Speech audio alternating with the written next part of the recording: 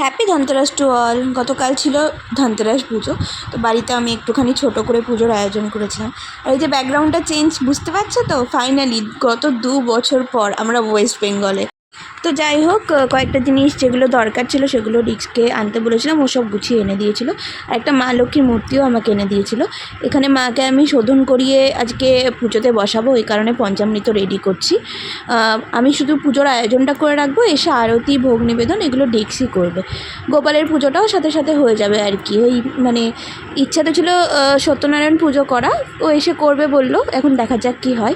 আমার মনে হলো আজকে শুভ দিন, আজকের দিনেই দুটো পুজো করিয়ে নেওয়া ভালো। এই যে দেখো মহালক্ষ্মীর একটা মূর্তি, মানে এটা কিন্তু পিতলের নয়, মানে কাঁসা পিতলের নয়, এটা মানে বোধহয় 3 ধাতুর এরকম কিছু।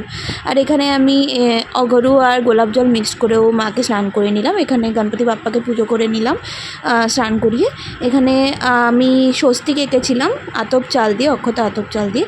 আর আমার কাছে কুবের দেব ধন্বন্তরী দেবের কোনো ফটো বা পটচিত্র নেই, তাই জন্য আমি সুপুরির মধ্যে মৌলি সুতো বেঁধে এখানে কুবের দেব আর ধন্বন্তরী দেবকে প্রতিষ্ঠা করেছি। সবাইকে মৌলি সুতো দিয়ে দিলাম, পইতে দিয়ে দিলাম। তারপরে আর কি আস্তে আস্তে ভোগ মানে কেটে কুটে রাখলাম। এখানে আমি হলুদের ফোঁটা, সিঁদুরের ফোঁটা, চন্দনের ফোঁটা সবাইকে দিয়ে দিলাম।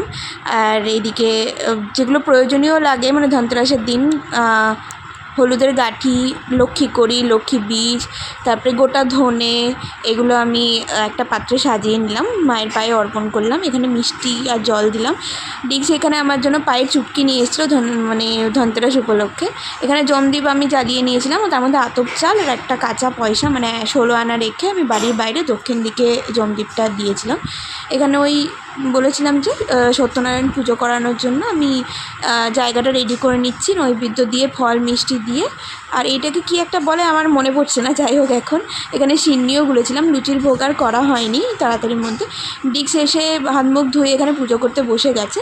আর আজকে আমাদের এইভাবেই পুজোটা সম্পন্ন হলো। বেশ আমার মন শান্তি করার মতো পুজো হলো, তাহলেই হবে। নতুন বাড়িতে এসছি, একটু পুজো না করলে হয়? আর এখানে এই যে আমার পতিদেব আমাকে পায়ের চুটকিটা পরিয়ে দিচ্ছে, কি সুন্দর লাগছে তাই না?